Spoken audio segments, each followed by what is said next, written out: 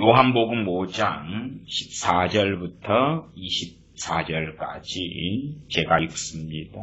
그 후에 예수님께서 성전에서 그 사람을 만나 이르시되 보라 너가 나았으니 더 심한 것이 생기지 않게 다시는 죄를 범치 말라 하시니 그 사람이 유대인들에게 가서 자기를 고친 이는 예수님이라 하니라. 그러므로 안식일에 이러한 일을 행하신다 하여 유대인들이 예수님을 핍박하게 된지라. 예수님께서 저희에게 이르시되 내 아버지께서 이제까지 일하시니 나도 일한다 하시매 유대인들이 이를 인하여 더욱 예수님을 죽이고자 하니 이는 안식일만 범할 뿐 아니라 하나님을 자기의 친아버지라 하여 자기를 하나님과 동등으로 삼으심이로라. 그러므로 예수님께서 저희에게 이르시되 내가 진실로 진실로 너희에게 이르노니 아들이 아버지 하시는 일을 보지 않고는 아무것도 스스로 할 수 없나니 아버지께서 행하시는 그것을 아들도 그와 같이 행하느니라.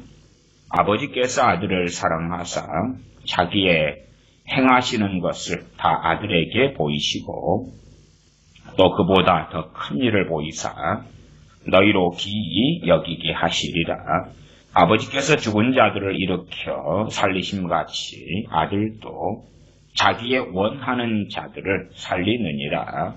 아버지께서 아무도 심판하지 아니하시고 심판을 다 아들에게 맡기셨으니 이는 모든 사람으로 아버지를 공경하는 것 같이 아들을 공경하게 하려 하심이라. 아들을 공경치 아니하는 자는 그를 보내신 아버지를 공경치 아니하느니라.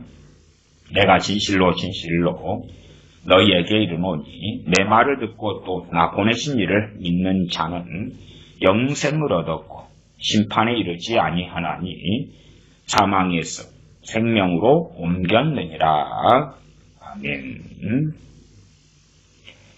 요한복음 5장 14절부터 읽었습니다. 14절 그 후에 예수님께서 성전에서 그 사람을 만나 이르시되 주님께서 성전에서 만난 그 사람은 요한복음 5장 앞에 있는 베데스다 연못가에서 38년 동안 고통받던 병자입니다. 38년 된 베데스다 연못가의 병자를 주님께서 안식일에 고치셨습니다. 그 사람을 만나서 주님께서 보라 너가 나았으니 더 심한 것이 생기지 않게 다시는 죄를 범치 말라. 주님께서 이 병자로 있다가 38년 동안 병자로 있다가 고쳐진 사람에게 너가 나았다. 더 심한 것이 생기지 않게 다시는 죄를 범치 말라. 그렇게 말씀하시지요. 질병과 죄의 관계는 굉장히 가깝습니다.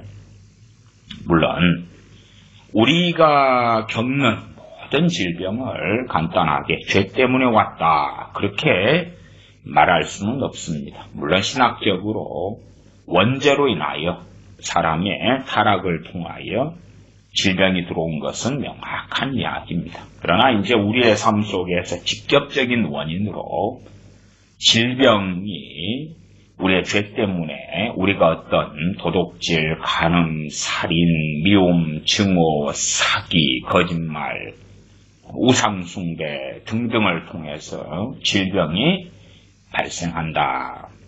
그렇게는 다는 이야기하지 못합니다. 그럼에도 상당한 질병들은 죄와 관련이 있다. 물론 우리가 성경을 통하여 죄를 알아가는 부분이 있고 그 다음에 죄를 많이 지으면서도 죄인 줄 모르는 아는 것이 있습니다. 제가 기도에 대한 여러 설교들을 성경을 통하여 해왔습니다. 많은 분들이 잘못된 기도를 많이들 하십니다. 그래서 거룩한 것들을 통하여 짓는 죄들, 그런 설교들을 통해서도 우리의 기도가 오히려 죄가 되는 것, 우리의 잘못된 기도고 정욕적인 기도 등이지요. 우리 믿는 사람들의 이 질병 가운데서도 죄가 직접적인 원인이 되어서 발생하는 그러한 질병이 있다는 것은 명확하게 인식을 해야 됩니다. 그러나 우리는 그것이 죄라는 것을 잘 모를 때가 많다. 찬양에 대해서도 최근에 한 6번 정도 설교했습니다. 문제가 있는 찬양들, 보혈기도, 문제가 있는 보혈기도 등에 대해서도 말씀도 드렸고요. 심지어는 피치를 통하여 많은 미혹이 벌어진다 하는 것에 대해서도 여러 차례 말씀을 드렸습니다. 우리가 어떠한 찬양을 부를 때도 가사를 꼼꼼하게 살펴야 되지. 꼼꼼하게 살펴야 됩니다. 나는 지금 무엇을 노래하고 있는가? 나는 무엇에 대하여 어떠한 내용으로 하나님께 찬양드리고 있는가? 살펴야 돼요. 살피지도 않고 그냥 막무가내로 찬양 인도자나 혹은 유명한 찬양 사역자나 누가 앞에서 부른다. 그래서 아무 생각 없이 옳겠거니 맞겠거니 그리고 한다면 문제가 되죠. 심지어는 우리가 부르는 찬송가들도 전반적으로 옳고 잘 됐습니다만은 그러나 어떠한 찬송가 가사들은 문제들을 가지고 있을 때 그런 곡들이 조금은 있습니다. 그러니까 그런 것을 살펴야 돼요. 많은 이들이 죄를 짓고 있는데도 거꾸로 그 죄가 의라고 생각하는 이들도 있어요. 의.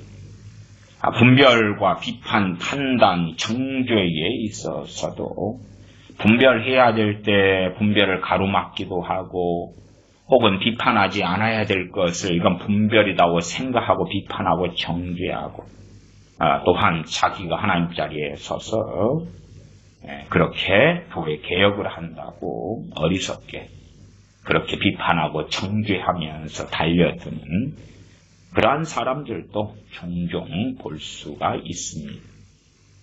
자신들이 행하는 죄 악에 대하여 그것을 유감스럽게도 선이나 의로 포장하는 경우들도 많이 봅니다. 그런 경우를 통하여 이제 질병이 왔다, 징계로 인한 질병, 죄의 결과로 인한 질병, 그럴 때는 상관관계를 잘 이해하지 못하겠지요. 사실은 많은 질병들이 그런 일도 그런 상관관계에서 벌어지는 질병들도 꽤 있습니다. 그러나 발견하지 못하는 것. 좀 뻔한 이야기로 한다면은 용서하지 않는 삶을 오래 살아와요. 어떤 사람이요. 그 다음에 이제 귀신의 공격을 많이 받고 그리고 질병이 생깁니다. 그런데 그 어떤 믿는 사람이라 하는 이들 가운데 용서하지 않고 오래 살아왔는데 그것이 자신의 양심에는 아무 문제가 없다는 거예요. 아무 문제가 없어요. 오히려 용서하지 않고 어떤 사람들 비난하고 정죄하고 저주하고 사는데 당연하다는 거예요. 왜? 자기는 옳고 상대방은 틀렸기 때문에. 그래서 자신의 용서하지 않는 삶, 미워하는 삶, 증오하는 삶을 정당하다고 생각하는, 정당하다고. 자, 애국운동하는 사람 입장으로 생각해 보십시다. 주사파가 있다, 주사파.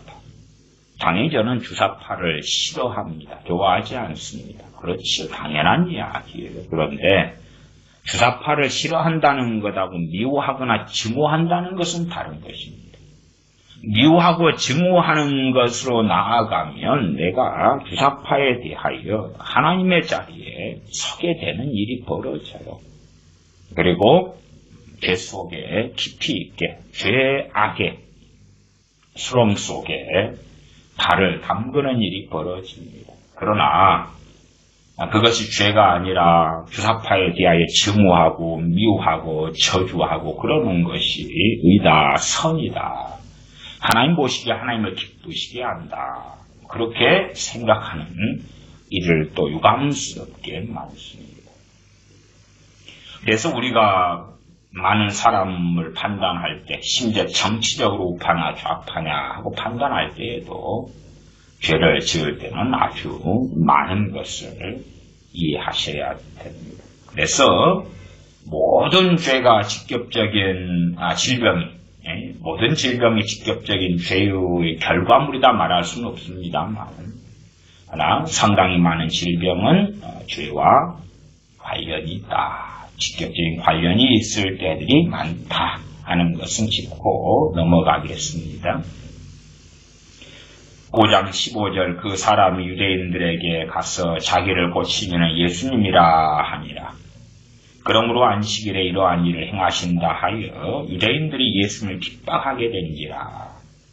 안식일에는 일하지 말아야 된다. 근데 주님께서는 안식일에 병을 고치신단 말이에요. 일한다. 핍박을 주님을 하게 되었습니다. 17절 예수님께서 저희에게 이르시되 내 아버지께서 이제까지 일하시니 나도 일한다. 내 아버지께서 이제까지 일하시니 나도 일한다. 유대인들은 주님의 말씀을 그럭저럭 알아먹었습니다. 하나님께서 안식일에도 일하신다고 하는구나. 하나님께서 일하시니까 자기도 일한다고 하는구나. 그런데 문제는 18절이지요. 유대인들이 이를 인하여 더욱 예수님을 죽이고자 하니 주님을 죽여버리고 싶다는 것이지요. 이유는 두 가지입니다. 첫째는 이는 안식일만 범할 뿐 아니라 유대인들이 참 오랫동안 지켜왔던 안식일에 대하여 안식일날 일하지 말라 했는데 병을 고침으로 귀신을 쫓아내므로 안식일을 범한다. 두 번째는 하나님을 자기의 친아버지라 하여 자기를 하나님과 동등으로 삼으심이로라. 그래서 이 요한복음 5장 18절 말씀을 기준으로 하나님을 자기의 친아버지라 하여 자기를 하나님과 동등으로 삼으심이로라. 유대인들이 이해는 잘했습니다. 이해는 잘했어요. 주님께서 하신 말씀의 의도를 잘 파악했습니다. 그러나 주님은 믿지 않았지요. 왜? 주님을 미친 사람이나 귀신 들린 사람이나 혹은 유대교로 할 때의 이단이나 사입이다. 그렇게 본 거지요. 그래서 주님을 죽여야 되겠다. 이단의 괴수다. 이렇게 볼 수밖에 없었던 것이지요. 주님의 말씀하신 것이 하나님을 자신의 친아버지라 하고 자기를 하나님과 동등으로 삼으심이라. 그 내용은 맞지요. 맞는데 유대인들은 예수님이라는 이는 결코 하나님의 친아들이 아니다. 예수님이라는 이의 친아버지가 하나님은 결코 되시지 않는다. 그래서 우리 주님께서 거짓말을 하고 그들을 속이고 미혹하고 있는 걸로 그들은 이해했다. 그 말이에요. 그러면 주님의 말씀 17절로 다시 가면 내 아버지께서 이제까지 일하시니 나도 일한다. 그러한 주님께서 아버지에 대하여 말씀하시는 것 자체가 복음이 된다는 것을 우리가 알 수가 있지요. 왜? 하나님의 친아들이시고 그러면 하나님께서 보내신 그 아들, 애언된 그 하나님의 보내심을 받은 그리스도, 애언된 메시아가 주님이시다는 것을 주님께서 아버지하고 언급할 때에 유대인들은 알았다. 대신에 대다수는 믿지 않았다 그 말이죠. 믿지 않았다. 19절로 갑니다. 그러므로 예수님께서 저희에게 이르시되 내가 진실로가 한 번이나 두 번은 정말 강조하며 그 확실함을 증거하시지요. 내가 진실로 너희에게 이르노니 아들이 아버지 하시는 일을 보지 않고는 아무것도 스스로 할 수 없나니. 아들이나 아버지란 단어는 우리가 보통 때 사용하지요. 일반 가정에서도 사용합니다. 아들아, 밥 먹었냐? 예, 아버지, 퇴근하셨어요. 아버지, 저 치킨 먹고 싶어요. 일상 단어인데 주님께서 사용하실 때는 그냥 일상 단어가 아니라 아들 그럴 때는 주님 자신을 가리키시고 아버지 그럴 때는 전능하신 하나님 여호와 하나님을 가리키시는 말씀이다. 그 단어다. 그래서 동일한 단어가 있어도 주님께서 말씀하시는 그 문맥과 말씀의 상황 속에서 어떠한 의미를 가지는가가 결정되지요. 아들, 아버지 이렇게 19절은 함께 나왔습니다. 아들이 아버지 하시는 일을 보지 않고는 우리는 그 아들 예수 그리스도의 보혈로 대속을 통하여 양자가 된 것입니다. 입양된 것이 친아들이 아니라 그러나 주님께서는 나와 아버지는 하나이니라. 독생하신 하나님 품속에 계신 독생하신 하나님께서 나타내셨느니라. 그리고 주님은 아버지와 동등하시다. 그 말 동등하시다. 교리적으로 하면 당연하게 삼위일체다. 삼위일체. 아버지와 아들과 성령님께서 한 분이시다 하는 신비가 됩니다. 신비. 우리는 우리 사람 자신의 신비도 잘 알지 못합니다. 우리 사람의 신비 뭡니까? 사람은 영혼과 육체로 되어져 있다. 또는 삼분설로 한다면 영혼 육으로 되어 있다. 다 우리 자신을 구성하는 것입니다. 하나님의 신비하고는 정말 떨어진 하위 차원의 신비예요. 하위 차원의 신비. 우리 사람의 영, 혼, 육 떼버리면 그러면 영 따로, 혼 따로, 육 따로 해버리면 그러면 육만 따로 떨어져 나왔다고 합시다. 그럼 죽은 시체가 되지요. 그러니까 사람의 신비, 영혼, 육이다 그럴 때에 사람의 신비에는 다 불완전성이 있어요. 불완전성. 그러나 성부와 성자와 성령님이다 그럴 때에 완전하시죠. 우리 인간사의 신비도 우리는 알지 못합니다. 그런데 하나님에 대한 신비를 우리가 어떻게 다 이해하겠는가? 그러면 하나님께서 말씀하신 데까지만 가고 그 다음에는 믿어야 됩니다. 믿어야 돼. 하나님 말씀하신 것을 믿어야 돼. 헛된 이 변론 속에 들어가서 어리석은 사람들이 되면 안 됩니다. 진보 신학하는 친구들이 헛된 변론 속에 들어가고 잘못된 질문, 잘못된 의문점들을 푸는 다음에 그 다음에 스스로 그 답들을 찾아나가는 과정을 걸어가다가 결국 하나님의 말씀 66권 말씀의 무오성, 말씀의 무오류를 부정해버리는 그러한 어리석음으로 많이 갔습니다. 그리 되니 하나님의 말씀의 절대적 말씀, 절대적 진리는 사라지고 하나님 말씀은 상대적 진리다. 소위 상대적 진리라는 걸 누가 결정하냐? 결국은 내가 결정한다.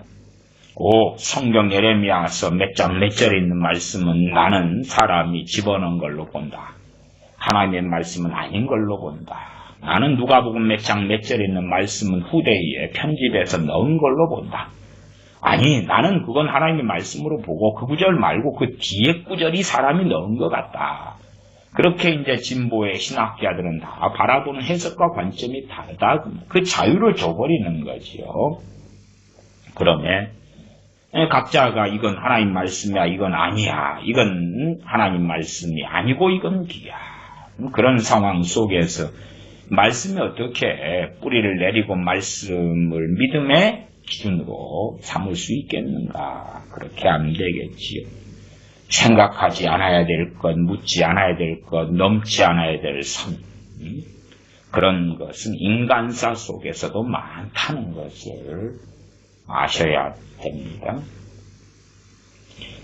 자, 계속 보면 20절로 갑니다. 아버지께서 아들을 사랑하사 아버지와 아들, 보통 인간사 아버지와 아들의 개념이 아니라 천부, 성부 대신 아버지, 하나님 대신 아버지와 독생하신 하나님 대신 아들을 이야기하는 관계성에서 말씀합니다.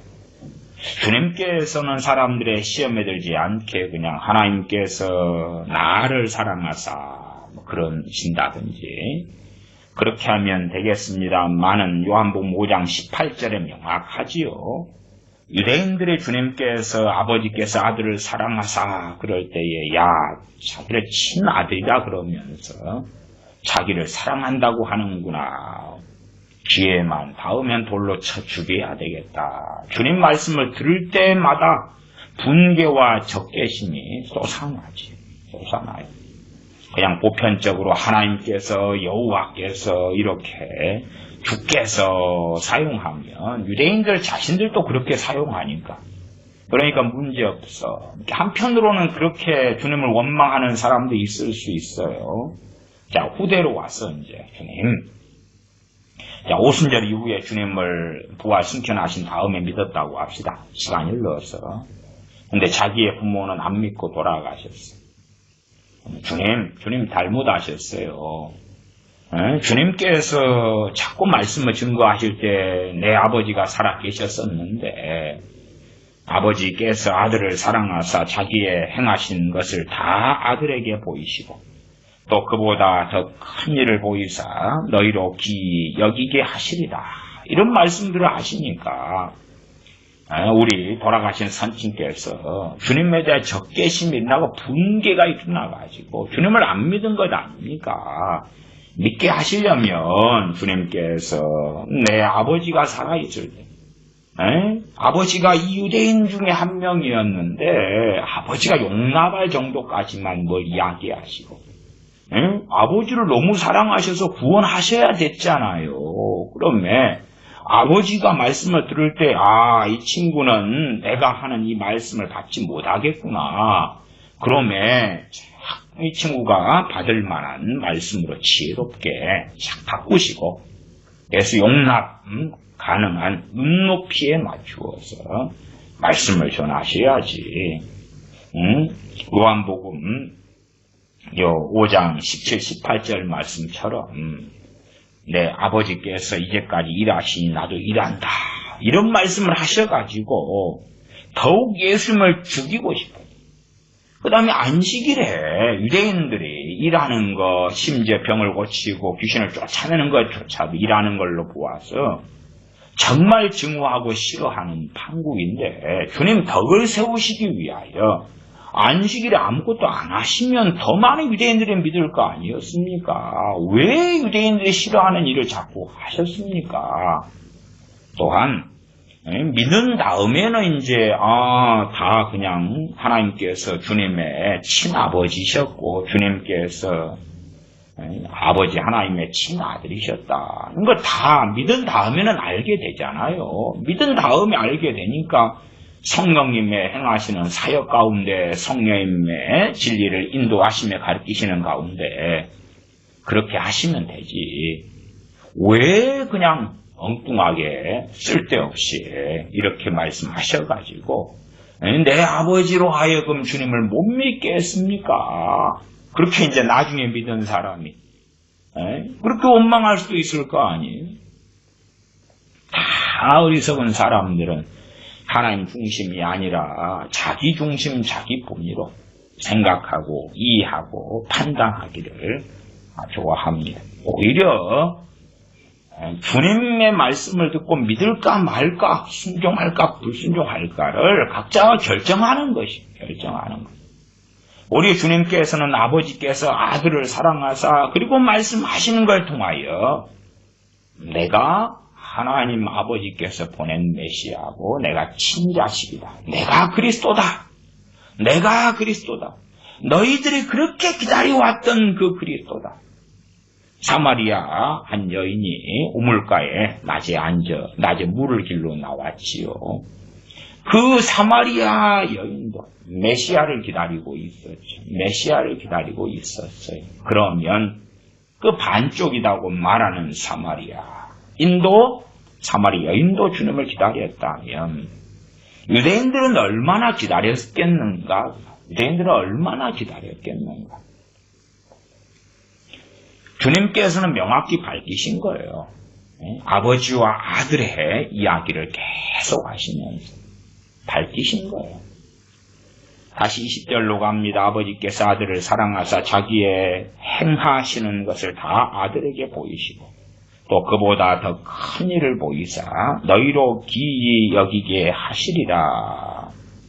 21절 아버지께서 죽은 자들을 일으켜 살리심같이 아들도 자기의 원하는 자들을 살리느니라. 죽은 자를 살리시는 일을 주님께서 몇 사람에 대하여 하셨지요. 나중엔 나사로를 살리신 일도 있었고 나인성 과부의 외아들을 살리셨고 또한 회당장 야이로의 딸도 살리셨죠. 그러나 많은 사람, 더 많은 사람 혹은 가족이 자기의 부모, 형제, 자식이 죽은 다음에 주님 살려주세요. 그때에 주님은 살려주시지는 않았습니다. 말씀은 정확해요. 아들도 자기의 원하는 자들을 살리느니라. 죽은 자를 살리시는 걸 통하여 내가 아들이라는 것을 그 기적과 이적과 권능과 권세를 통하여 증거하시는 것이지요. 내가 하는 말을 믿지 못하겠거든 내가 행하는 그 일을 보고 믿으라 말씀하셨습니다. 22절 아버지께서 아무도 심판하지 아니하시고 심판을 다 아들에게 맡기셨으니 이는 모든 사람으로 아버지를 공경하는 것 같이 아들을 공경하게 하려 하심이라. 아들을 공경치 아니하는 자는 그를 보내신 아버지를 공경치 아니하느니라. 많은 유대인들이 생각했어요. 자신들은 하나님을 공경한다고. 하나님을 공경한다고 생각했어요. 그러면서 주님을 죽이려 했단 말이에요. 또한 주님을 메시아로 인정하지 않았고 주님에 대하여 증오심과 분노가 물 끓듯 혹은 불이 붙는 것처럼 일어났지요. 그러니까 사람들이 우리는 아버지 하나님을 공경합니다. 혹은 하나님을 경외합니다. 그렇게 각자들이 믿을지 몰라도 사실이 아닐 때가 너무 많다고 말이에요. 주님은 그 부분을 명확히 하셨어요. 아버지를 아들 공경치 아니하는 자는 23절 하반에 그를 보내신 아버지를 공경치 아니하느니라. 아무리 안식일 지키고 십계명 지키고 순종하고 헌신하고 아무리 많이 해도 유대인들이 그러하지. 유대인들이 그렇게 한다고 합시다. 율법적으로 굉장히 부지런히 열심히 잘 살아요. 율법에 나온 대로 순종하며 하나님을 공경한다고 열심히 살아요. 지금의 유대인들도 마찬가지라고 합시다. 그래서 지금의 유대인들이 하나님을 우리는 공경합니다. 하나님을 경외합니다. 상당히 많이 그러겠지. 그러나 요한복음 5장 23절을 확인할 때에 주님께서는 아버지께서는 인정하지 않으신다. 인정하지 않으신다. 아들을 공경치 아니하는 자는 그를 보내신 아버지를 공경치 아니하느니라. 그래서 사람들은 스스로 속고 또한 속임을 당할 때가 정말 많습니다. 24절 내가 진실로 진실로 너희에게 이르노니 내 말을 듣고 또 나 보내신 이를 믿는 자는 영생을 얻었고 내 말을 듣고 단지 나 보내신 이 그러니까 하나님 아버지와 주님을 결코 분리시키지 않지요. 나를 보내신 하나님 아버지 주님 자신을 보내신 하나님 아버지 또한 내 말을 듣고 그냥 기계적으로 들어가지고 주님의 말씀이 옳은지 틀린지 보자, 지켜보자, 혹은 책을 잡아보기 위하여 저 나사렛 예수라는 사람이 하는 말을 들어보자. 그것을 이야기하는 게 아니지요. 진실한 마음으로 주님의 말씀에 귀를 기울이는 그 듣는 사람을 이야기하지요. 내 말을 듣고 또 나 보내신 이를 믿는 자는 아버지 하나님께서 주님을 보내셨구나. 주님을 보내셨다는 이야기는 주님께서 메시아이시다 하는 거지요. 믿는 자는 영생을 얻었고 심판에 이르지 아니하나니 사망에서 생명으로 옮겼느니라. 주님께서는 자꾸만 전능하신 하나님을 아버지로 이렇게 말씀하고 있는 것을 봅니다. 물론 요한복음 이 5장 42절로 가면 42절 43절로 가볼까요? 다만 하나님을 사랑하는 것이 너희 속에 없음을 알았노라. 여기에서는 하나님 이렇게 사용하죠. 그러나 이제 43절로 다시 가면 나는 내 아버지의 이름으로 왔음에 또 내 아버지 그렇게 내 아버지 그렇게 하죠. 실상은 우리가 그렇게 우리 주님께서 아버지 하나님을 친밀하게 하고 가까이 하고 사랑했던 것처럼 그렇게 우리도 하기를 주님께서 원하시고 우리에게 본을 보이십니다.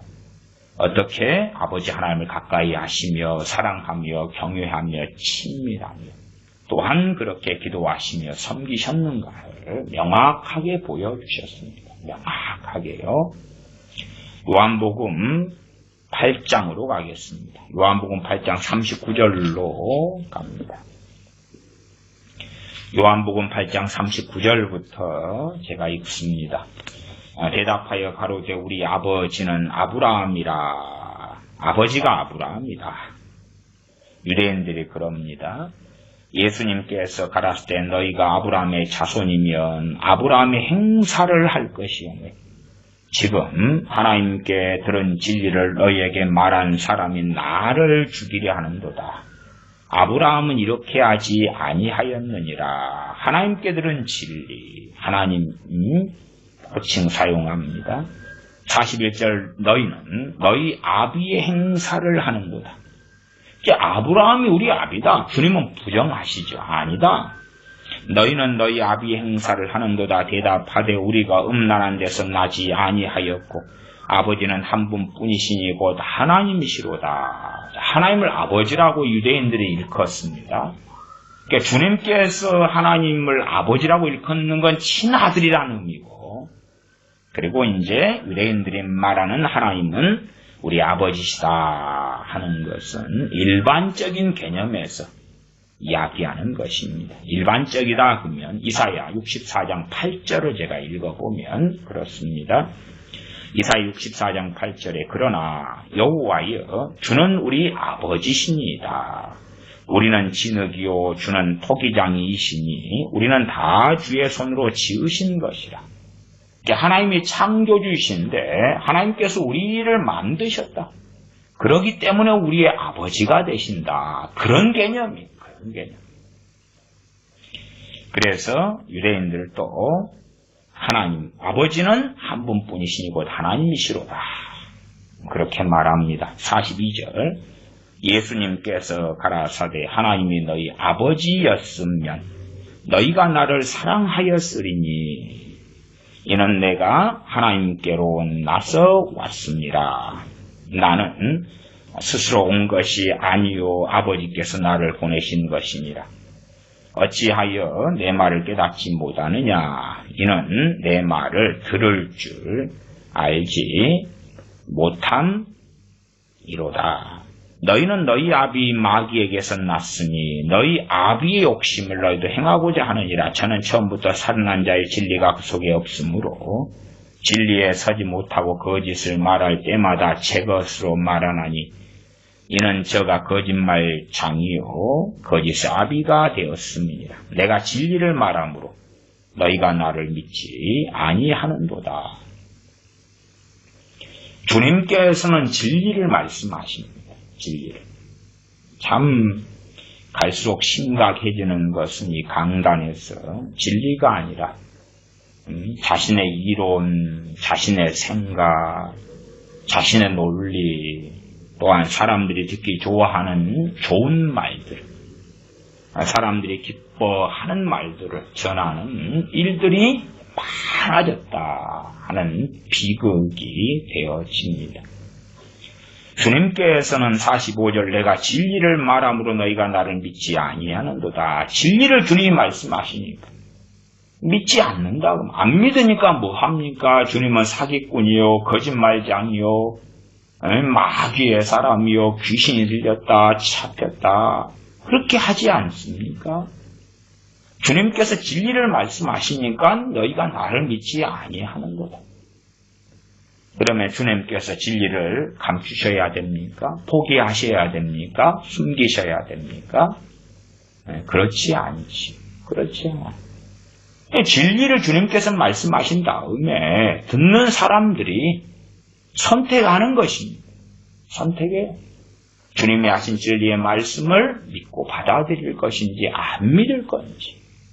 그때에 유대인들 대다수는 주님의 진리의 말씀을 믿지 않고 받아들이지 않는 걸 선택했습니다. 물론 어떨 때에 믿는 것처럼 호산나 호산나 다윗의 이름으로 오시는 이여 그럴 때도 있었고 기적과 이적이 동네들의 마다 놀랍게 일어날 때에 야 믿습니다 하는 신용을 했던 때도 있었습니다만은 이제 실제로는 대다수는 주님을 믿지 않는 그 길을 선택하였었습니다.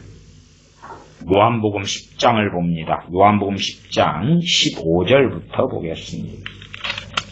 요한복음 10장 15절부터 18절까지 제가 읽습니다. 아버지께서 나를 아시고 내가 아버지를 아는 것 같으니 나는 양을 위하여 목숨을 버리노라.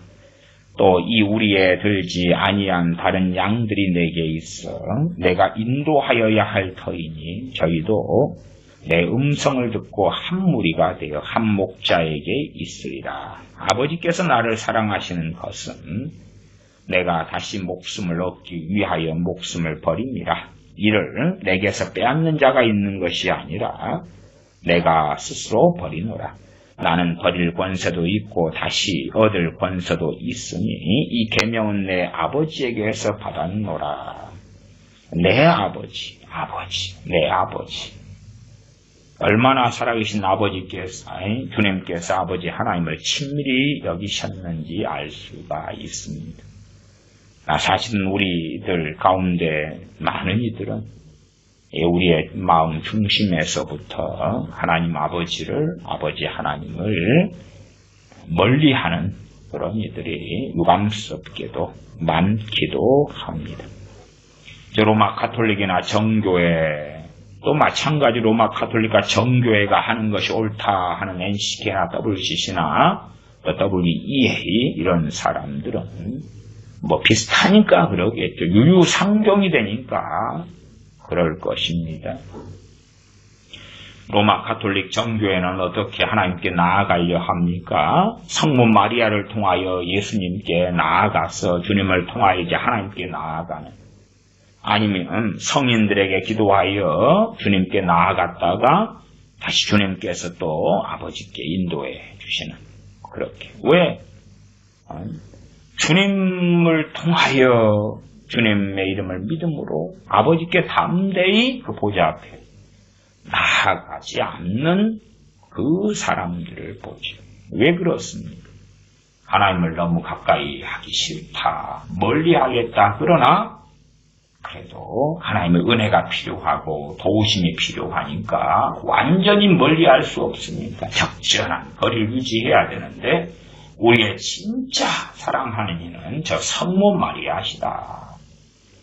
그러면서 행하는 일들을 우리는 오랜 세월 동안 듣고 보고 있습니다. 요한복음 10장 25절부터 갑니다. 25절부터 제가 읽습니다. 예수님께서 대답하시되 내가 너희에게 말하였으되 믿지 아니하는도다. 내가 내 아버지의 이름으로 행하는 일들이 나를 증거하는 것이오늘 너희가 내 양이 아님으로 믿지 아니하는도다. 내 양은 내 음성을 들으며 나는 저희를 알며 저희는 나를 따르느니라. 내가 저희에게 영생을 주노니. 어떤 사람들이 영생을 줍니까? 내 음성을 듣는 사람들, 나를 믿는 사람들이죠. 너희가 내 양이 아님으로 믿지 아니하는도다. 믿는 사람들. 주님께서 긍정의 말, 사람들 긍정의 말 좋아하잖아요. 그럼 주님께서 막 긍정의 말을 하시면서 잘 오셨어요. 내 말을 들으러 온 사람들은 다 선택받은 내 양인 줄 믿습니다. 다 구원받아요. 잘 오셨어요. 얼마나 내가 당신들을 사랑하는지 몰라요. 사랑을 외치시려면 주님같이 자격 있는 분이 어디가 있겠습니까? 사랑 외치려면 주님께서 오는 사람들마다 너무 사랑해요. 너무 당신들을 아껴요.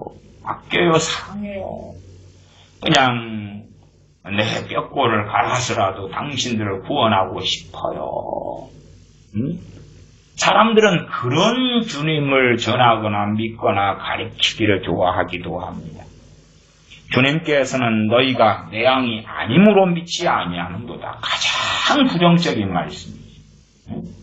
이건 그냥 부정이냐 긍정이냐가 아니라 진리입니다. 진리이고 사실이고 주님께서 보시는 것, 아시는 것을 증거하시는 것입니다. 사람들은 진리보다 긍정의 말을 더 좋아하는 자들이 있습니다. 긍정적인 말 혹은 믿음을 빙자한 적극적 사고방식을 더 선호하고 따르는 사람들도 많습니다. 28절 내가 저희에게 영생을 주노니 영원히 멸망치 아니할 터이요 또 저희를 내 손에서 빼앗을 자가 없느니라. 저희를 주신 내 아버지는 만유보다 크시네. 아무도 아버지 손에서 빼앗을 수 없느니라. 나와 아버지는 하나이니라. 나와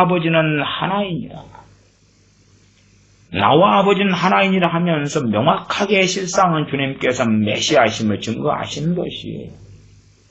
그러니까 이 말씀을 하니까 이제 유대인들이 막 죄를 지어요. 무슨 죄를 짓습니까? 31절로 가면 유대인들이 다시 돌을 들어 치려 하거든요. 돌을 들어 주님을 죽이려 하는 것이에요. 야, 주님께서 나와 아버지는 하나이니라. 그 정도 안 하시면, 나는 그 정도까지, 저 나사렛 예수님이라는 이에 대하여, 나쁘게 생각하지는 않을 거야. 좀 더 지켜봐야 되겠어. 그런 이들도 많을 거 아니에요. 그러나, 나와 아버지는 하나이라 말씀하시니까, 유대인들이 다시 돌을 들어 치하거늘. 인본주의적인 설교, 인본주의적인 큐티, 인본주의적인 메시지, 인본주의적인 가르침. 부모가 자식한테 신앙을 전수하고 신앙을 가르칠 때도 자식 중심의 인본주의적인 가르침. 이게 자식보다, 주님보다 자식이 더 앞서요. 하나님 아버지보다 자식이 더 사랑스러워. 그래가지고 시간을 보내면서 하나님의 들으심과 긍휼히 여기심을 자녀들이 품 안에 있을 때 얻지 못하는 일도 많다. 근데 사랑하는 자식 때문에 진리를 변개를 시키는 거예요. 부모들이. 바꾸는 거예요. 왜? 내 자식들이 알아먹지 못할 때야 괜히 말했다가는 내 자식들이 분개하고 기분 나빠해. 그러면 때를 기다려야지. 그런 일들도 있습니다.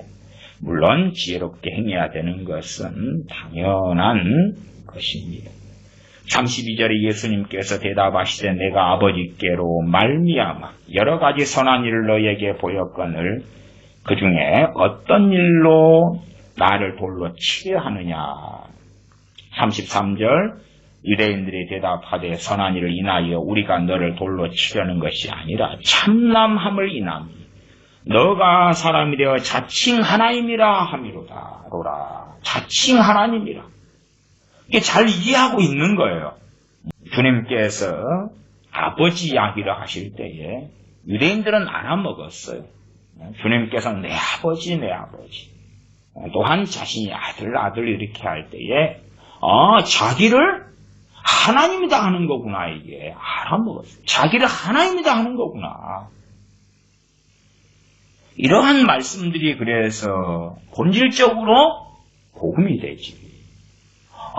자신이 하시는 말씀, 그리고 그 위에는 내가 하는 일을 통해서 믿으라고 말씀하시지요. 자신을 하나님이라고 계시하시는구나. 자신을 하나님이다. 그러면 유대인들은 이해는 잘했어요. 문제는 안 믿어서 문제지. 알기는 잘 알았어요. 안 믿어서 문제지. 안 믿어서. 요한복음 14장 1절부터 보겠습니다. 14장 1절부터 제가 읽습니다.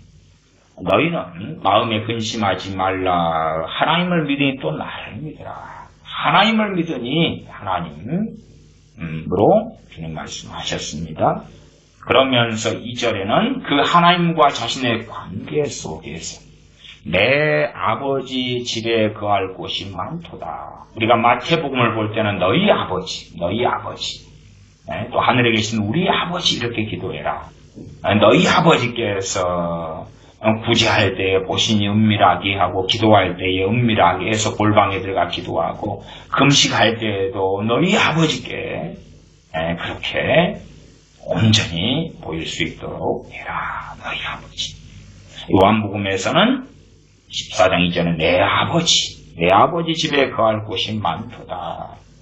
그래서 우리는 주님의 이 말씀을 통하여 진실로 아버지와 아들은 하나이시며 아들 되신 주님께서 하나님이시구나.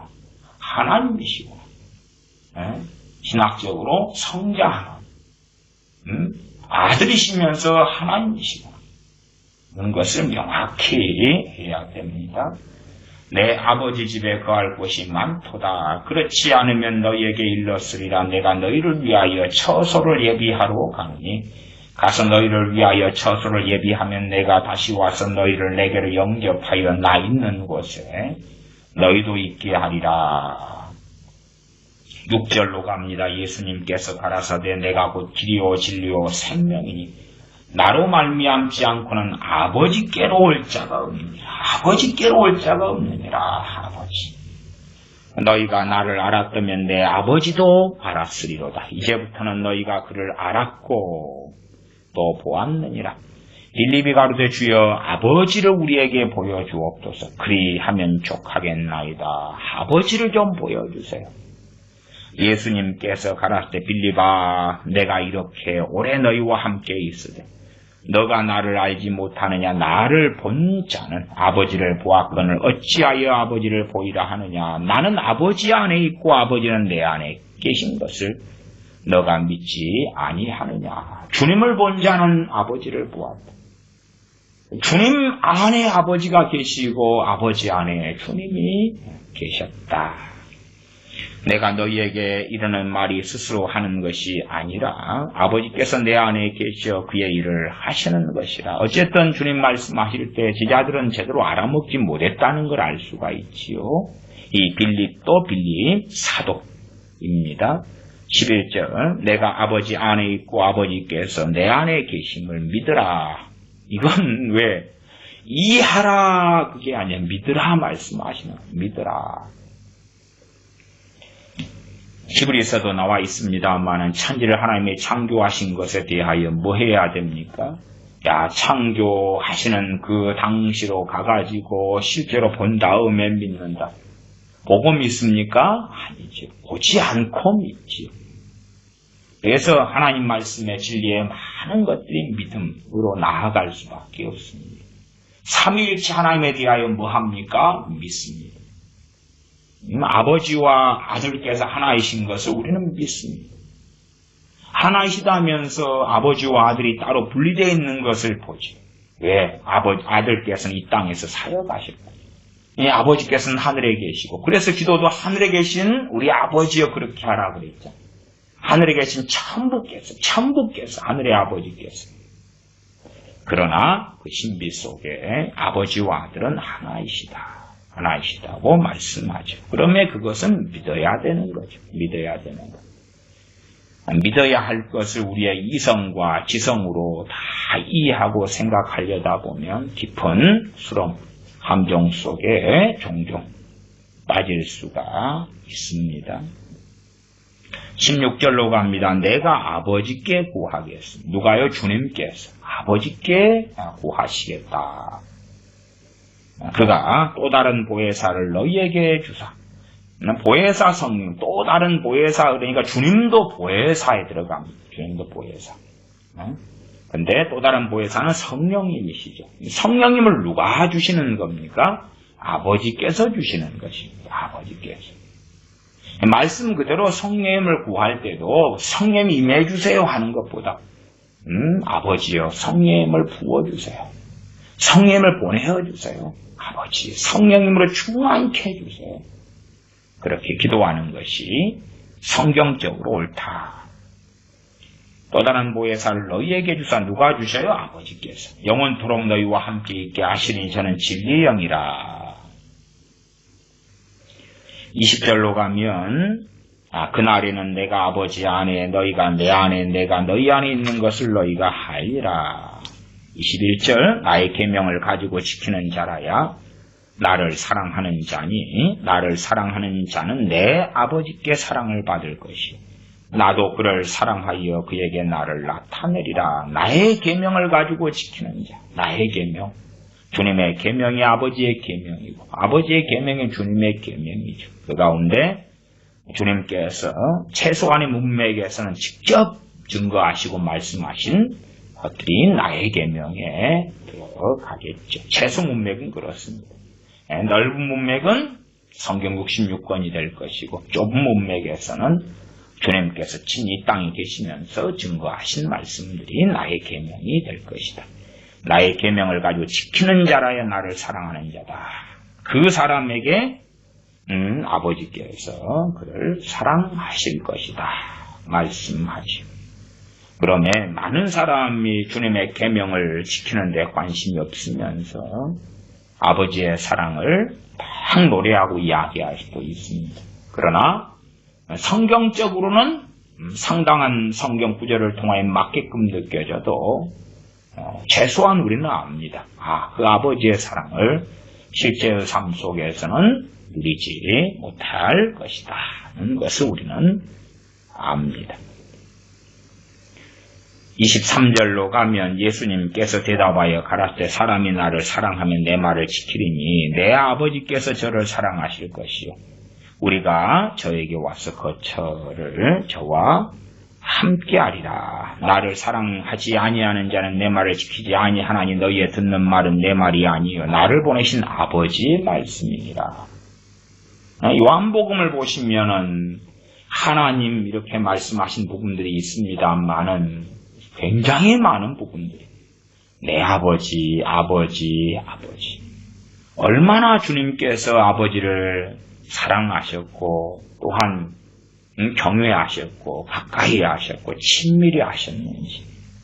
당연히 우리도 아버지와 아들을 가까이 하며 친밀히 해야 됩니다. 그럴 때에 성령님께서 우리를 도와주셔서 그 은혜 속에서 살도록 진리의 길로 우리를 이끌어 가시고 인도해 주실 것입니다. 요한복음 17장만 더 보겠습니다. 요한복음 17장입니다. 17장 1절부터 봅니다.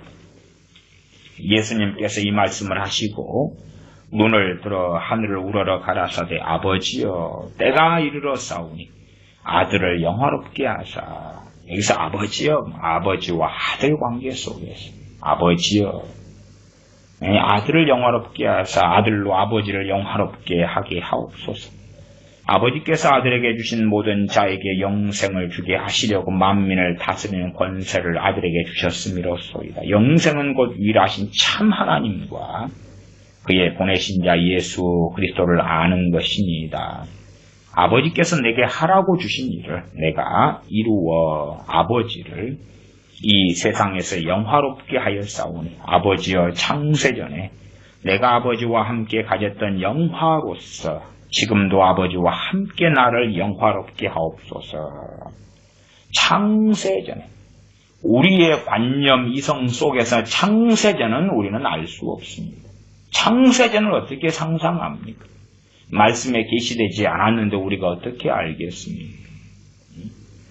창세전에 내가 아버지와 함께 가졌던 영화로서 지금도 아버지와 함께 나를 영화롭게 하옵소서. 6절 세상 중에서 내게 주신 사람들에게 내가 아버지의 이름을 나타내었나이다. 저희는 아버지의 것이었는데 내게 주셨으며 저희는 아버지의 말씀을 지켰나이다. 아버지의 것인데 주님께 주셨다. 그래서 우리가 주님 이렇게 부르죠. 주님. 주 하나님. 그렇게 아버지 하나님을 칭하기도 하지만 주 예수님. 왜? 아버지께서 주님께 주셨단 말이 우리를 주셨단 말이에요. 그러면 이제 우리의 주인이 누가 되십니까? 아버지 주님께서 되시죠. 주님께서. 그것을 세상이 예대로 한다면은 과거에 노비제도가 있었을 때에 이제 아버지가 이 노비들의 주인이었다가 그다가 아들에게 상속을 해주시죠. 그러니까 이제 어느 때부터 그 주인의 아들에 대하여 아들이 주인이 되니까 주인님 그렇게 부르게 되지. 그러면 또 신비롭게는 또한 전능하신 하나님께 대하여 또 아버지라 그렇게 우리는 부르게 됩니다. 그러면 주님과 우리 또한 아버지와 우리 관계에서 한 극단에만 취하면 안 됩니다. 한 극단에만 취하면 안 됩니다. 하나님만 빠지면 안 됩니다.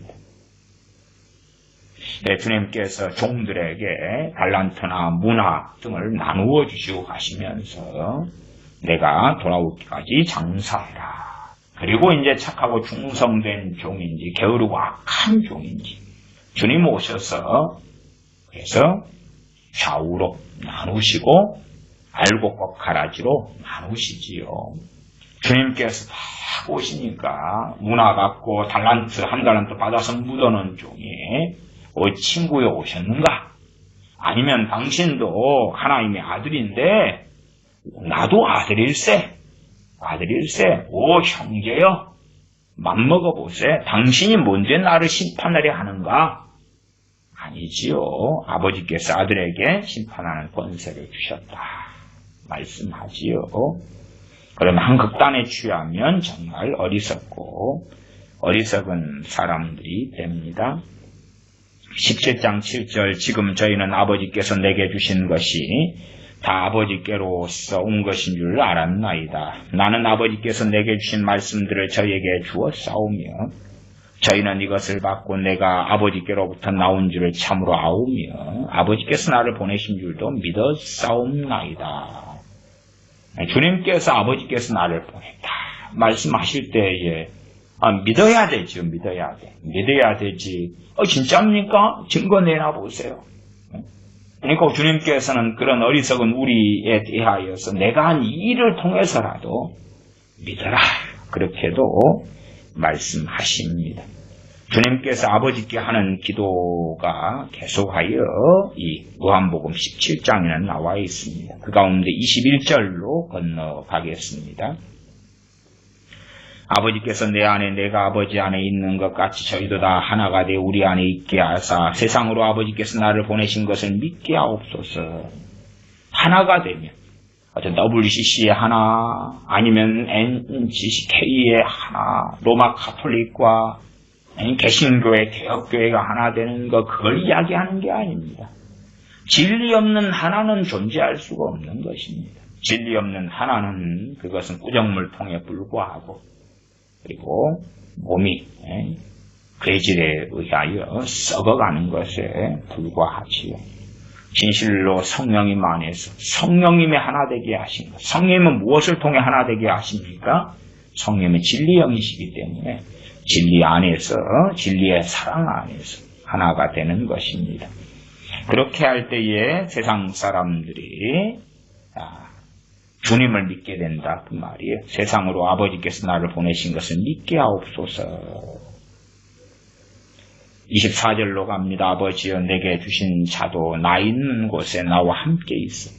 아버지께서 창세전부터 나를 사랑하심으로 내게 주신 나의 영광을 저희로 보게 하시기를 원하옵나이다. 주님의 영광을 보게 하시기를 원하옵나이다.